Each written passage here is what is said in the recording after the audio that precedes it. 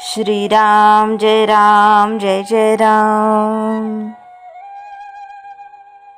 प्रवचन सुरू करण्यापूर्वी मी व्हिडिओमध्ये ज्ञानेश्वर अध्याय प्रवचन मालिका सुरू केली आहे। ती आपणास कशी वाटते ते जरूर सांगावे। तसेच प्रवचनामध्ये काही छोटे बदल केलेले आहेत, तेही बदल योग्य आहेत की अयोग्य हे कमेंटमध्ये आपण कृपया सांगावे। आजच्या प्रवचनमध्ये कालभैरव जयंती झाली त्याबद्दल माहिती दिलेली आहे। तर मध्ये काही व्हिडिओमध्ये मी अशी जी सणांची माहिती देत आहे ते आपल्याला आवडत आहे की नाही याचा अभिप्राय कृपया कळवावा।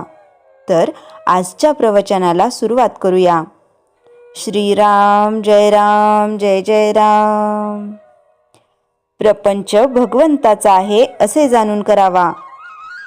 हे जे सर्व जग दिसते त्याला कुणीतरी नियंता आहे असे तुम्हाला वाटते का? एखाद्या नास्तिकाला विचारले की हे जग कुणी निर्माण केले तर तो काय सांगेल?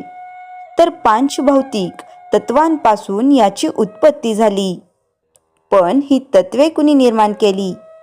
त्यावर तो सांगेल ते मात्र मला कळत नाही। पण जे कळत नाही त्याला सुद्धा कुणीतरी करता असलाच पाहिजे, म्हणून देव नाही हे कोणालाही म्हणता येणार नाही। जिथे सध्या वस्ती नाही तिथेही मंदिरे बांधलेली आपण पाहतो, आणि ती कुणी बांधली याचा तपास करू लागलो असताना बांधणारा कोण हे जरी समजले नाही तरी ज्या अर्थी ती आहेत त्या अर्थी त्यांना कुणीतरी बांधणारा आहेच। म्हणून काय की जगाचा कुणीतरी करता हा असलाच पाहिजे। तो कोण हे आपल्याला समजत नाही इतकेच। आपण संसारात वागतो त्याप्रमाणे मुले खेळात खेळ थाटतात, खेळात लग्न लावतात, त्यांचा सर्व सोहळा करतात, बाहुलीचे सर्व संस्कार ती करतात, त्यांच्या खेळात बाळंतपण होते, मुले होतात, सर्व काही करतात। पण त्यांना कुणी घरात हाक मारली म्हणजे खेळ टाकून तशीच धावत जातात। त्यावेळेस मूल तिथे रडले वगैरेची काळजी त्यांना राहत नाही। तसेच आपण संसारात वागावे। जर सर्वच देवाने केले आहे तर त्याचे पालनही तोच करतो आणि संहारही करणारा तोच असतो। तर मग आपल्याला तरी त्याने दिलेल्या संसारात काही बरे वाईट झाले म्हणून सुखदुःख मानण्याचा काय अधिकार आहे? समजा आपण एक घर भाड्याने घेतले आहे, त्याचे आपण बरीच वर्षे भाडे भरतो आहोत। पुढे जर आपण ते घर माझेच आहे असे म्हणू लागलो तर तो मालक ऐकेल का? तो काहीही उपायाने आपल्याला घरातून काढून लावेल की नाही? तसेच आपले प्रपंचात झाले आहे। जो प्रपंच आपल्याला त्याने भाड्याने दिला आहे तो आपण आपलाच म्हणून भरून बसलो, परंतु त्याला वाटेल तेव्हा आपल्याला काढून लावता येणे शक्य असताना आपण तो आपला म्हणून कसे म्हणावे? तर तो त्याचा आहे असे समजून वागावे, आणि जेव्हा तो आपल्याला न्यायला येईल तेव्हा जाण्याची आपली तयारी ठेवावी, म्हणजे संसारात सुखदुःखे बाधत नाहीत। आपण भजनाला लागलो तर प्रपंच कसा चालेल याची काळजी करू नये।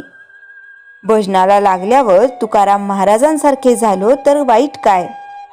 बरे तसे न झाले तर प्रपंच चालूच आहे। प्रपंचात नुसते रडत बसण्यापेक्षा आनंदाने रामनामात राहूया। सर्व हवाला रामावर ठेवून थोडे दिवस तरी राहून पहा, मन खास चिंतारहित होईल, पूर्ण निष्ठा उत्पन्न होईल। श्रीराम जय राम जय जय राम। चैतन्यवाणी हे सर्व विश्व व अखिल प्रपंच ईश्वराचा आहे। प्रपंच ज्याचा आहे त्यास तो देऊन टाकून आपण मोकळे व्हावे, अडखळण्याची भीतीच नाही। श्रीराम जय राम जय जय राम। कार्तिक कृष्ण अष्टमी कालभैरव जयंती। श्री कालभैरव हे दैवत श्री शंकराचा अवतार समजले जाते।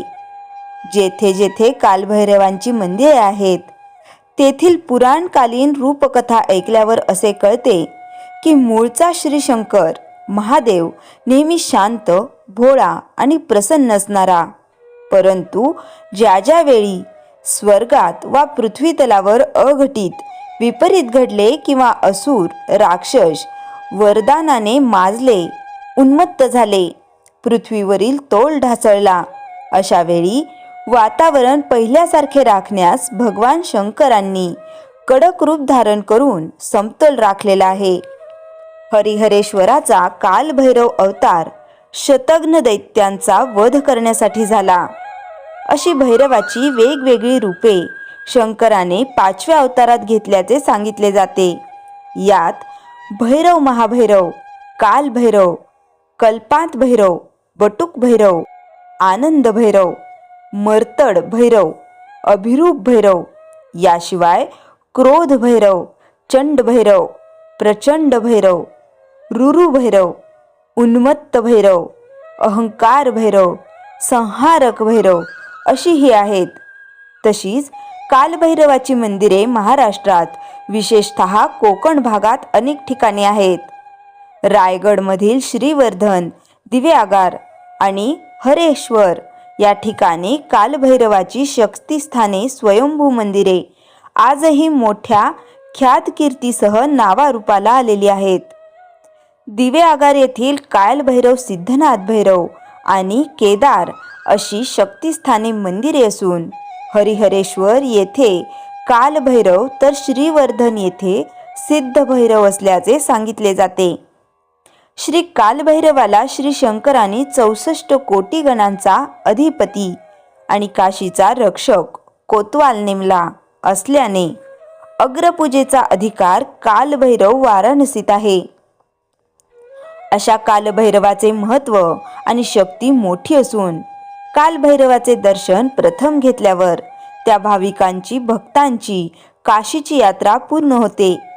तसेच हरिहरेश्वर येथेही कालभैरव मंदिरात प्रथम कालभैरवाचे दर्शन घेऊन हरिहरेश्वर मंदिरात ब्रह्मा, विष्णू, महेश आणि आदिमाया यांचे दर्शन घेऊन पुन्हा कालभैरवाचे दर्शन घेतल्यानेच हरिहरेश्वराची यात्रा पावन होते. श्री कालभैरवाची निर्मिती कशी झाली त्याबाबत अनेक रूपकथा आहेत. एकदा स्वर्गलोकात ब्रह्मदेव आणि विष्णू या दोघांचे आपापसात श्रेष्ठ कोण यावरून कडाक्याचे भांडण जुंपले. तत्पूर्वी ब्रह्मदेवाला 5 शिरे होती. या दोघांच्या वादावर शंकरांनी तोडगा काढावा आणि निर्णय घ्यावा. तसेच दोन्ही देवांत ब्रह्मरूप कोणाचे हाही वाद उद्भवला. तेव्हा देवऋषी नारदांनी दोन्ही देवांना बद्रिकाश्रमात जाऊन तेथील महामुनींची भेट घेऊन या शंकेचे निरसन व्हावे यासाठी पाठविले.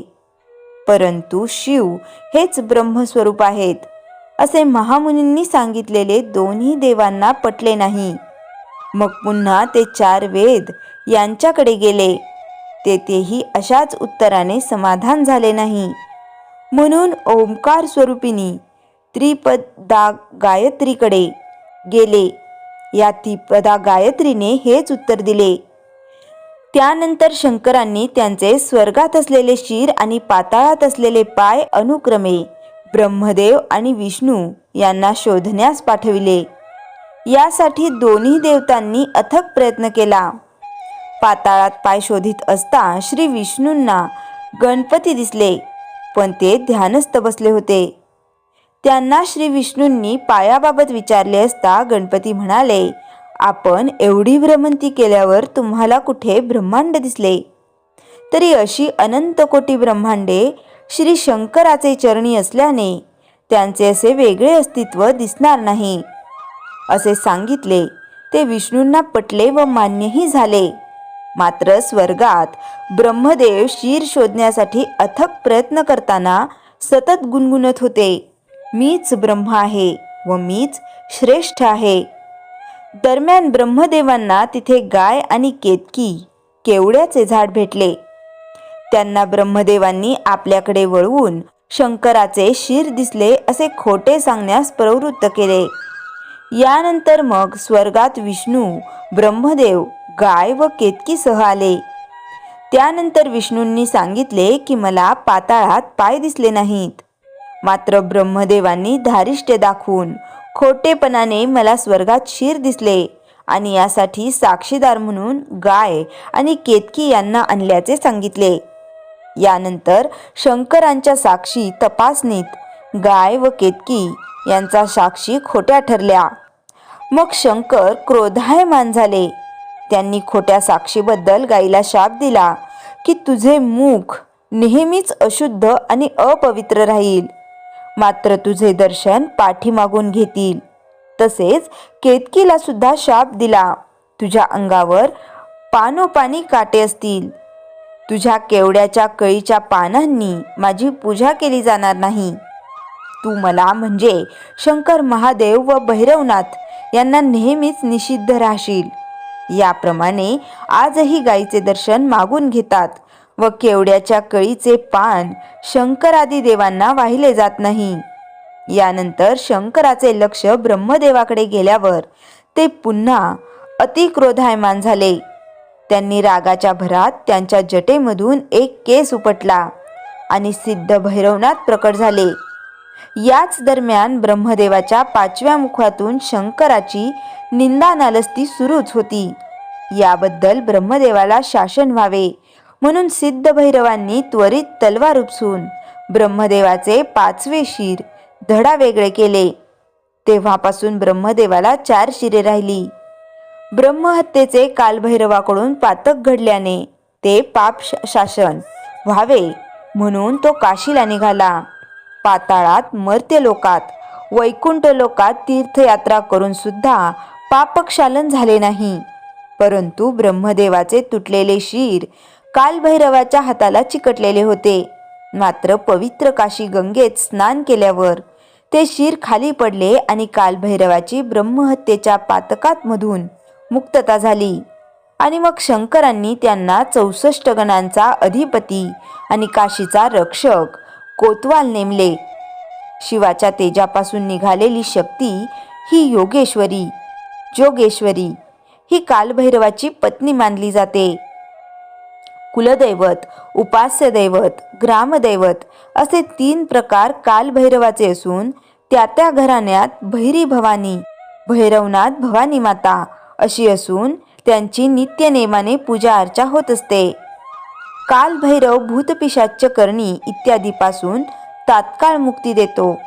कालभैरवाचे प्रथम दर्शनी विक्राळ रूप पाहिले असता भीतीदायक, भयावह, उग्र, क्रोधदायक वाटते. परंतु कालभैरवाची ख्याती कीर्ती फारच मोठी आहे. श्रीवर्धन येथील कालभैरवाच्या मंदिरातील मूर्ती ही दक्षिणमुखी आहे, तर हरेहरेश्वर येथील कालभैरव मंदिरातील मूर्ती उत्तरमुखी आहे.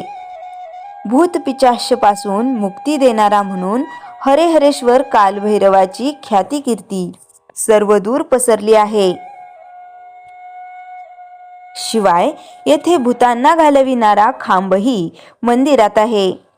अशा या हरेहरेश्वर कालभैरवाचे महत्त्व जाणून घ्यावे, आपल्या डोळ्यांनी पाहावे, त्याच्याशी नाते जोडावे. याच मूळ उद्देशाने काशीचा कोतवाल म्हणजेच कालभैरव काशीहून इकडे येण्यासाठी निघाला. हे वृत्त हरेहरेश्वरच्या कालभैरवाला समजल्यावर काशीच्या कोतवालाचे आनंदाने स्वागत करावे म्हणून कालभैरव हरेहरेश्वर उत्तरेकडे तोंड करून श्रीवर्धन गावाकडे उभा राहिला. याच दरम्यान कोतवाल कालभैरव श्रीवर्धन येथे पोहोचला होता. पहाट झाली, कोंबडा आरवला. कालभैरव काशी श्रीवर्धन येथे स्थिरावले. आजही दोघांचे मुख दक्षिण उत्तर आहे. श्रीवर्धनमधील कालभैरवाच्या मूर्ती प्राचीन काळातील असून पाषाणाच्या आहेत. या मंदिराच्या गाभाऱ्यात 4 मूर्ती असून समोर दर्शनी डावीकडे असलेली मूर्ती ही सिद्धनाथ भैरवाची असून याच मूर्तीच्या डाव्या बाजूला असलेली मूर्ती जोगेश्वरीची आहे. कालभैरवाच्या बाजूला भिंतीच्या कडेला मूर्ती आहे ती वीर याची आहे. योगेश्वरीच्या बाजूला भिंतीच्या कडेला जी मूर्ती आहे ती क्षेत्रपाळाची आहे. सिद्ध भैरवाला 4 भुजा असून त्याच्या हातात ढाल, उजव्या हातात तलवार बाजूला त्रिशूळ, कमरेला खंजीर अशी आयुधे आहेत. श्रीवर्धन येथील मंदिरात असलेला कालभैरव हा काशी या ठिकाणांचा रक्षक कोतवाल असून प्रत्यक्ष काशी या ठिकाणी केलेला नवस, तिथे बोललेली अर्ज विनंती श्रीवर्धन या ठिकाणच्या मंदिरात फेडली असता काशी येथील दैवताला पावन होते, अशी भाविक भक्त यांची दृढ श्रद्धा आजही आहे. वाहन काळा श्वान, नैवेद्य मदिराचा आहे. श्री कालभैरवनाथांना जे वंदन करतात त्यांना यमदूत वंदन करतात. श्रीराम जय राम जय जय राम. जयाच्या जनी जन्मनामार्थ झाला, जयाने सदा वासनामात केला. जयाच्या मुखी सर्वदा नाम कीर्ती, नमस्कार तया ब्रह्मचैतन्य मूर्ती. श्रीराम जय राम जय जय राम. जानकी जीवन स्मरण जय जय राम.